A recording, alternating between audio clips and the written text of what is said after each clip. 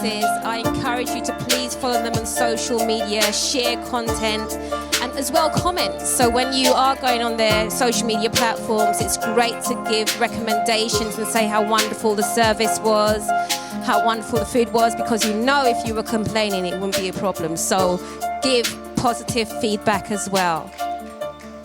Yeah, that deserves a round of applause, I agree.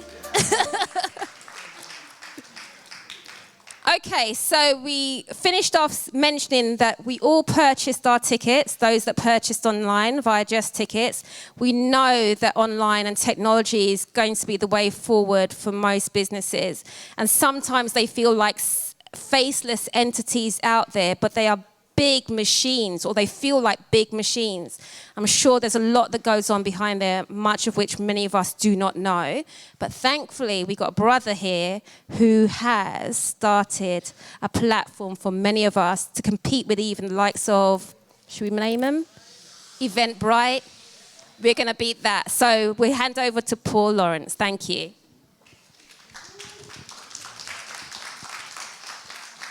Good evening. Before I get started, I'm just going to take a note of the time. Before I get started, the first thing I'd like to say is thank you to all of you who have used Just Tickets and who promote Just Tickets and spread the word. I don't consider you guys supporters because I don't need supporters. What I consider you all to be are investors. Yep. What you are investing in is a company which was created for two reasons, and two reasons only. One, to put money in my pocket, and two, to provide our community with service. And before I get into the meat of the matter, I just want to say this before I forget. If you're planning to start a business and those two things are not at the forefront of what you're trying to do, perhaps what you're really doing is starting a hobby. And that's cool, but don't fool yourself. Yep. If you're not providing a service to your community and to your clients, your supporters, your investors, your business is going to fail. Let me be clear about something. Just Tickets isn't as swish as Eventbrite. We don't have the budget of Eventbrite.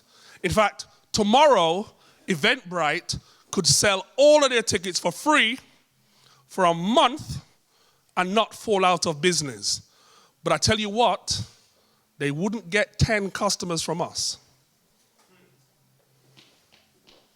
And the reason why they wouldn't get 10 customers from us is because I'm not competing with Eventbrite on technology. I'm not competing with Eventbrite on cost. In fact, I think I might just make us more expensive because that's not what I'm competing with them on. What I'm competing them on is a thing which when I did my research, people complained about, and what was that? Service. You can go anywhere you want to buy your tickets. And as long as you buy it and it goes fine, you don't care. Am I right? But when it goes wrong, you care. Okay? So, who am I? I was, and this is no longer a secret, since I published my passports online the other day. It's no longer a secret. I was actually born in London. Yeah, man. Bet you didn't know that. I was born in London, North London to be exact, Paddington General Hospital. Like Sandra, I was taken back to Jamaica, or to Jamaica. It was probably the single greatest act my father ever did. He took me back to Jamaica, and that is where I did the entirety of my education. Everything, including joining the army and my first jobs. All of that was done in Jamaica. Yeah, I'm that old. Yep. I came back to the UK in 1989, and I don't have the story of tragedy and distress that motivates some people's businesses. I was cool. I'm just got to be upfront with you guys. I didn't have struggle. I know a lot of black people don't like this word, but I was middle class. Yeah, Daddy had 2 cars in the 60s. Yeah, we had a lovely house in Clapham. It's still there, 29 Sadmere Road. Yeah, I can't even walk on that same side of the road now. Yeah, I came to the UK and I said to myself, August 1st, 1989, Paul, you're going to meet your academic and social equals. You're going to have 2.5 kids and you're never going back to Jamaica. That lasted 9 months. Okay? My education allowed me to work in a range of industries. And recently on Facebook, I made a post about not knocking the 9 to 5. And I'll tell you why.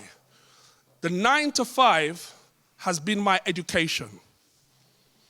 And so for those of you who are still in the 9 to 5, please don't call it the plantation, because when my ancestors were in the plantation, they never have AC, they never have photocopier, and then definitely never get paid.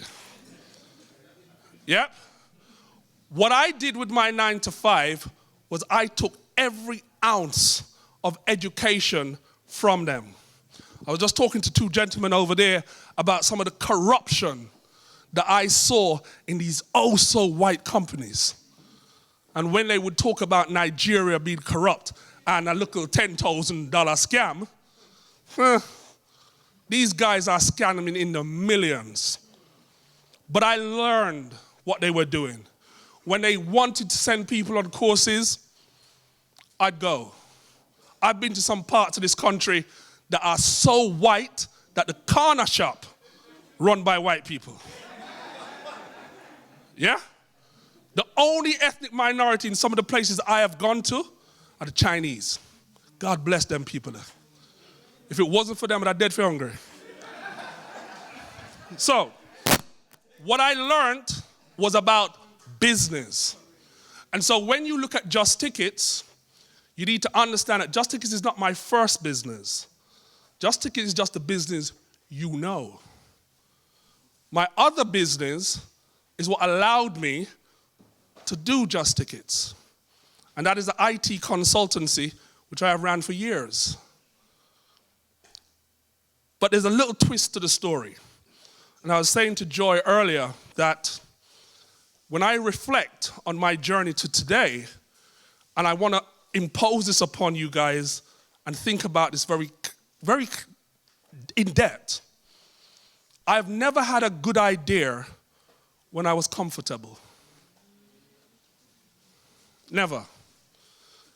The first business I started it after 9 months of unemployment.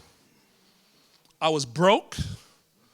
I was claiming benefits. Yes, Paul Lawrence, claiming benefits. Lexus parked around the corner.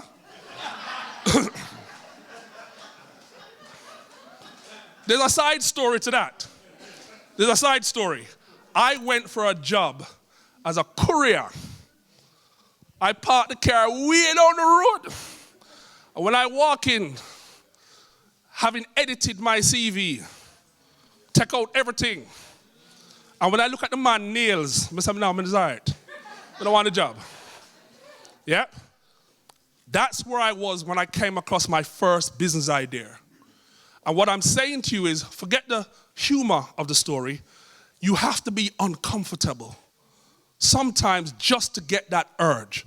And so the trick, especially for those of us who are actually comfortable, is how to make yourself think you're uncomfortable from time to time. So maybe you're sitting there and you're earning, I don't know, 60, 70 grand. And for you, that's wonderful because you did the struggle. You did the years of earning 30, 40. Didn't know how ends were going to meet. You had your children at the same time. Things were rough. Now you're on 80. The little boy, them gone. You know, mine is 24.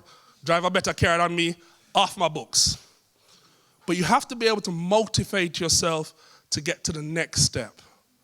So Just Tickets was born out of my retirement plan. I was uncomfortable with how I was going to retire. I knew I wasn't going to retire here. I knew whatever it is I was going to do had to be in sterling, even though Boris then mashed up the pound, but we still have to work with it. And I knew that it had to be transportable.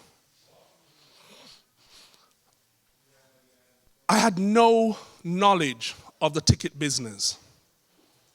But what working in industry had taught me was do your research. And anybody who knows me, and that's only about 4 people, and I put up 3 because, well, we divorced 1, so that just leaves 3.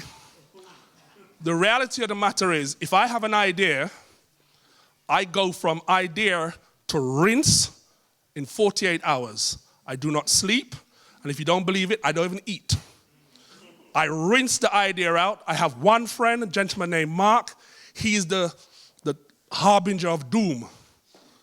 If you put an idea in front of Mark and it has a flaw, he will find it.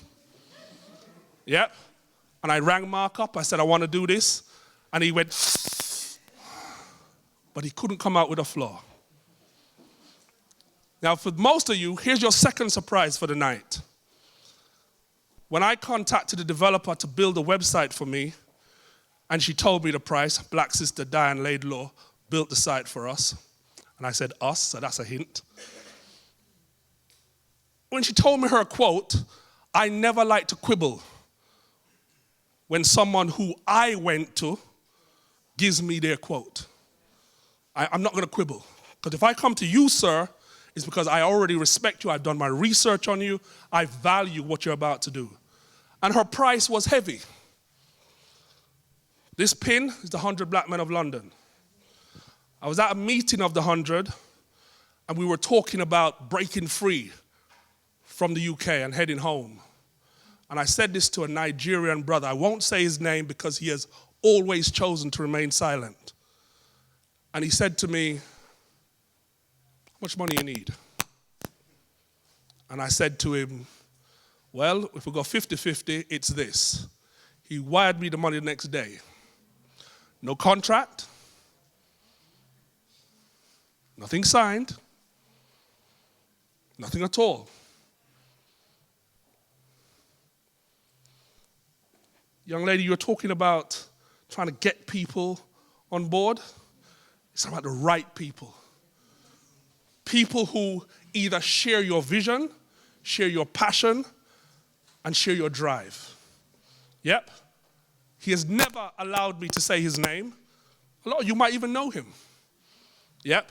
And we are partners in this business. And the surprising thing for both of us is that we both have a 9-to-5. We both thought it would take us, 4 to 5 years to break even. We broke even in February of this year, which was you're really clapping yourself. Yeah, we broke even in February this year, which was 13 months after our launch. Yeah. And what I'm going to share with you now are the lessons I've learned about business. And I'm not going to share everything because November 1, I'm setting up a business masterclass, which you will pay for people who want to do more than just talk. Number 1, invest in yourself. Make sure you invest in yourself. When your employer sends you on a training course, it's not because they like you. They send you on the training course so that you will be a more effective money-making machine for them. When you decide to set up your business, whatever the business is, you must become a master at it. Are we clear? Invest in yourself. The second thing is, don't wait for that big idea. Microsoft is Microsoft. Google is Google. Amazon is Amazon. The funniest thing is Amazon is not what you think. Amazon is a distribution business. That's it. Don't wait for the big idea. Don't think that what you have to wait for is that idea that's going to replace all of your income at once. Yep. Jamaicans in the house, 1 coca. If your vision is long, it will come. But remember, you do it to serve people. If you're serving people, it will build. Yeah? Don't expect perfection. Things will go wrong. In our second month of trading, there was an attack on the website, and the website was down. Now you can imagine Dean, whoever, they put an event on the website. They trust us, so they didn't put it on Eventbrite. They're trying to sell their tickets, and they can't access the site. Manila ball. Simply because when you nail yourself to something so closely, it's on you. Have faith in your service. We didn't lose a single customer because of that. I went on Facebook, I put up, the site is down, I'll let you know as soon as it's up. And I had brothers email them and say, boy, Eventbrite wouldn't do that. You'd just got to them, man. You'd just see you can't get in, which happened to them, by the way, 3 months later. So don't think it doesn't happen to big companies. It happens to them as well. Yep. The other thing is this. Have a plan. No matter how meager, no matter how small it is, have a plan. You know what? The business plan is a central part of your business. Yep. I don't care who did it without a business plan, good for you. What I would say is it's easier to do if you do have a plan. Yep. Have a plan. And your plan must have all the components that we will talk about from November 1st. A marketing plan, a sales plan, a plan to promote your brand. All of these things need to be there. And because I'm running out of time, I'm going to say this. Joy talked about how some people you expected to support you didn't support you. What I did when I was launching Just Tickets for about 2 months, every invite I got, I looked at who the promoter was. And we all share a lot of the friends. I know a lot of the people in this room. So you will know some of the promoters who send us events. And I got a list. How many people do you think were on that list of people I said, I'm going to market this business to first and foremost? How many people do you think I developed on my list? 50. 50. Because whether we like it or not, repeat in terms of who's doing what. I had 50 people on the list.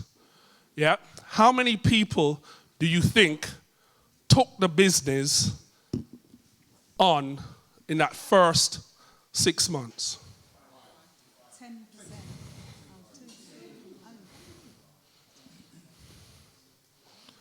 Don't take it personal. Are we good? Do not take it personal. Because 12 months later, some of them came back. Yeah? As Dean observed, I'm a real Spanish town man. And if you've seen me on Facebook, you know I can be a bit acid. I say a bit, that's an underestimation. And what business has taught me is to shut my mouth. Yeah? Yes, so the person asking you the same thing 900 times. Go with it. But you know what? I'm going to end on this. There is light at the end of the tunnel. If you're thinking about starting a business, or if you're thinking about how do I grow my business, you are in the right place. You're in a place where there are people who are thinking on that level. Do not give up the opportunity to grasp it. Don't expect it to be easy, because it's not. But what it is very rewarding. One last thing before you give me the sign. One of the things I learned with my first business was this. When you're doing your own business, you don't need as much money to live as you think you do. So what stopped me from going into my first business was my salary was about 50 grand a year, which means I took home just about 3 grand after tax. And I always thought, well, you know what, you have to earn 3 grand from the business or it's not worth moving. I realized that that's not true. I realized that if I'm at home in my shorts, I don't need to earn 3 grand to start my business.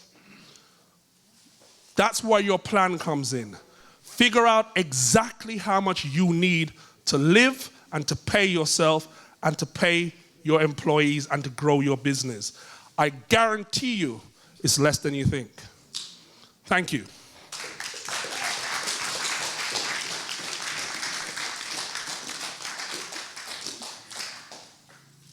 I like to follow my instincts when I say something, and Iola can kind of vouch that I kind of be kind of random sometimes. But listening to Paul, it just made me realize the value that we've got in this room on the panel.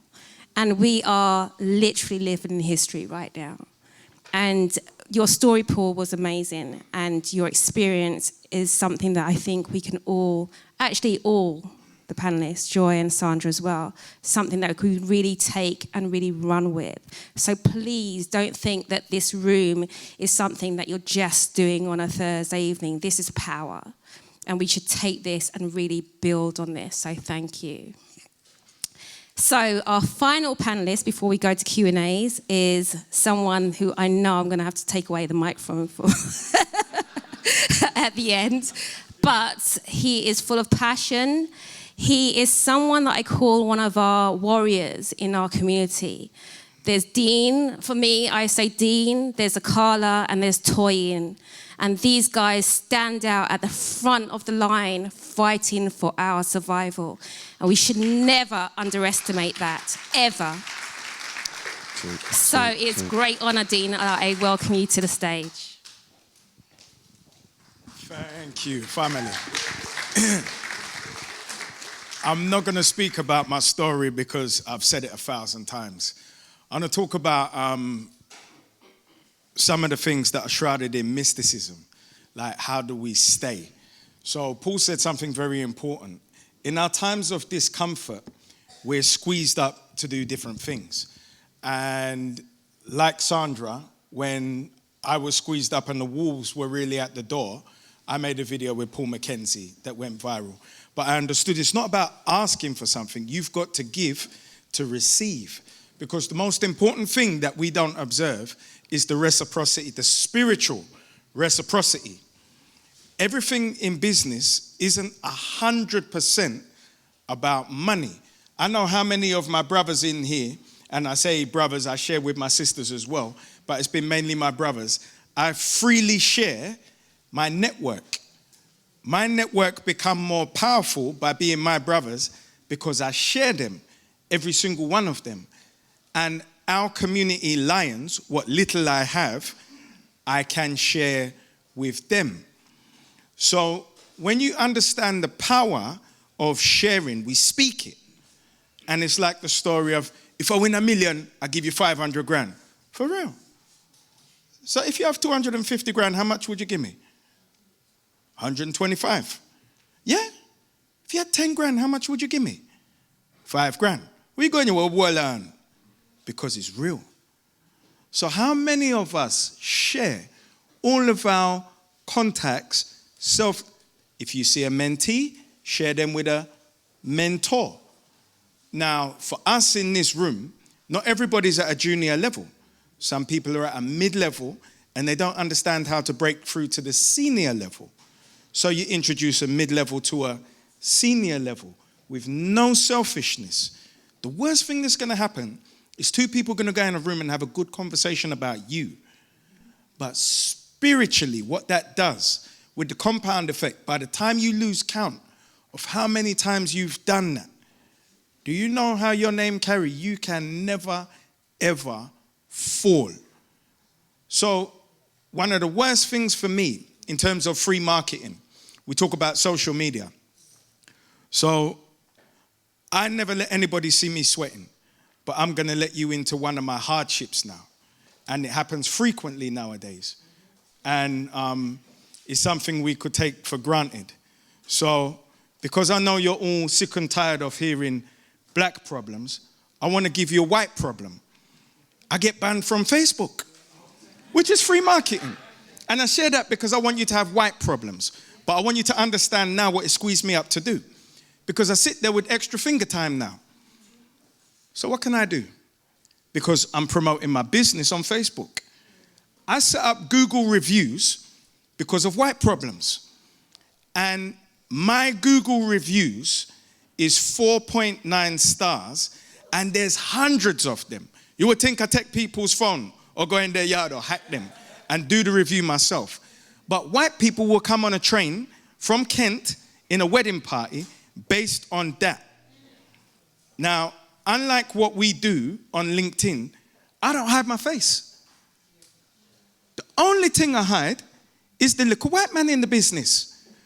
So the white people come down to a shop where they've only seen black faces online and spend their money. The power of referral, Google reviews.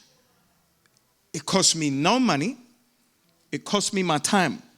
And I never get banned because I don't have nothing but to say on Google reviews. And I mention it for a reason, in that we still have a stigma and a shame about who we are when it comes to making money. Because we think a professional business, look, two things in a business: buy for £1, sell for £2, don't make nobody see you sweating, and work as hard as you need to make it work. That is it.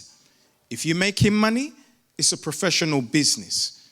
If you're surrounded by this here, for some people in their week, is a blessing to come in a room and just feel Africa. But my brothers at the back, this is all I do. All day. The only Europeans I see are coming to spend money. What I do in terms of business, all day, and my brothers and sisters, is this. All day, every room I go into to create entities with sweat equity, to link people together. Every single room looks like this, and I can't fall, and nobody's trying to marginalize me, and there's no such thing as racism. So when you're on LinkedIn, you might not realize, you might send me a friend request, and your face isn't on it. And I'm looking really hard, and I'm trying to figure out the surname, and any little puzzle, you know what I press? No. And I have 4,000 contacts. And I am me. And I contact them to get a peer education, because we spoke about something. A continual lifelong education is great, but you don't have to give up your job and go to university. And you don't have to exclusively consume YouTube. You have a huge peer base that is so powerful. And we are at the forefront of every single industry: education, finance, retail, IT. But if you weren't curious about us, you would never endeavor to find out. How rich is your network that can save you?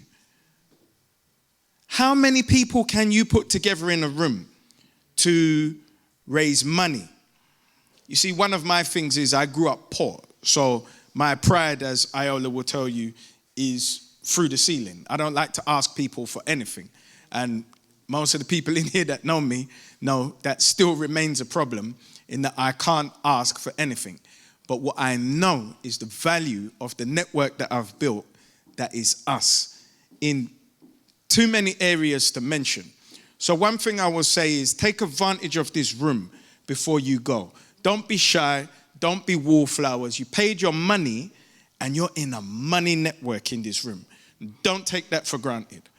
I say one thing that I mentioned, white problems. Don't ever become English. There's far too much that we take for granted. And there are people who will tell you, I won't go into rooms like this. And I'll tell you this, by this time next year, when they really know what English people are about after Brexit, they're going to be begging for rooms like this. So,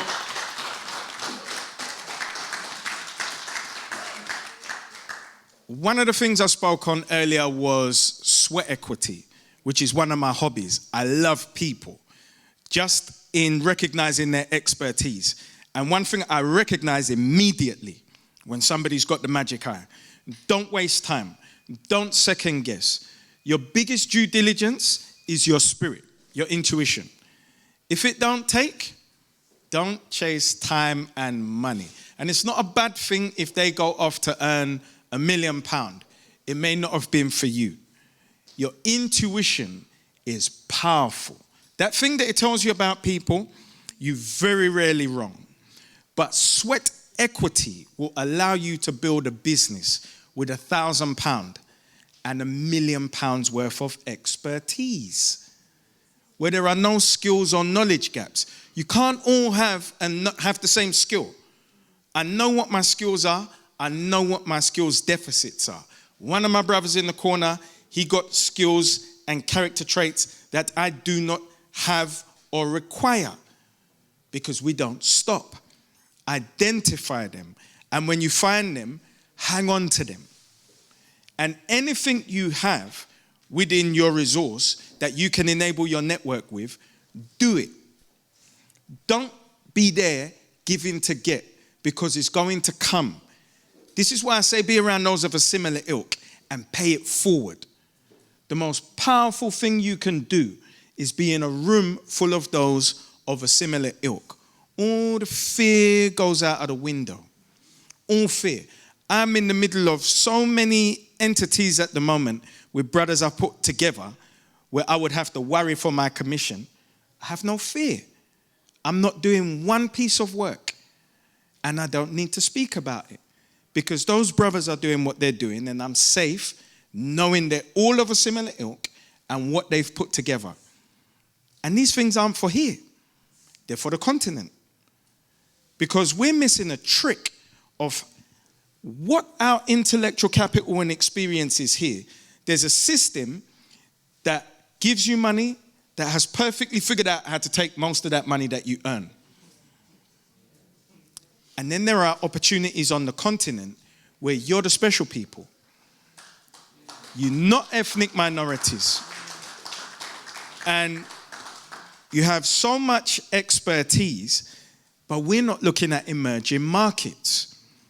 Everybody else is looking at emerging markets. And I'm not necessarily talking about going back to Africa. Because you're online, for instance, if you were creating a TV network and you said, right, I want an African country, I want someone who's really honed down their culture and religious with their culture, and you looked at the Nigerian diaspora, do you know how much that is worth in terms of the eyeballs and then the advertising? The advertising agencies can't reach them because they don't have the language, but you have it. The point I'm making is, don't look for businesses that look so far away. Start with what you have in front of you today. Here is a teacher who got tired of the school and set up an educational business. He took his intellectual capital, he took a risk, he invested in himself, and he paid it forward. I will be one of his clients. In fact, I recommend this gentleman. He is a GCSE teacher, English, maths, and sciences. So when you understand the nature of our community and the perceived dearth of talents, they aren't. Identify them, bring them into your network, and you can compete with anybody. Now, as Paul said, he can be a little acidic. If if Paul chooses to grow his business and give up a stake to a programmer, he has no more wages to pay. And they have their stake in that entity. And then you've got the intellectual capital of somebody who's an expert, so nobody can pull the wool over your eyes. And now who does the hiring? Does Paul do the hiring? Or does the programmer do the hiring? This is it. There's so many things that we take for granted.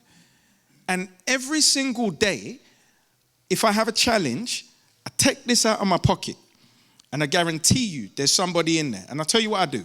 When guys come down to my shop, when I'm serving them and we're having conversation, because men don't have time. And we want to talk.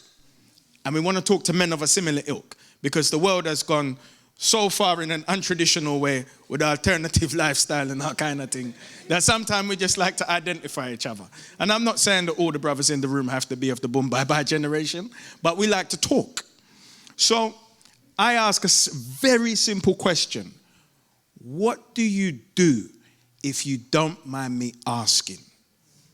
And then we start a long conversation about what their actual career is, what they do 8 hours a day, every single day, and get paid for. And then we swap numbers, and my network grows. And then within a month or so, I will send them somebody. I'll phone them. I know this guy, he's in your field. I'm going to give him your number, and I'm going to give you his number. And you two are going to do something sexy together. I know, because I know both of you. And they do. I just connect them.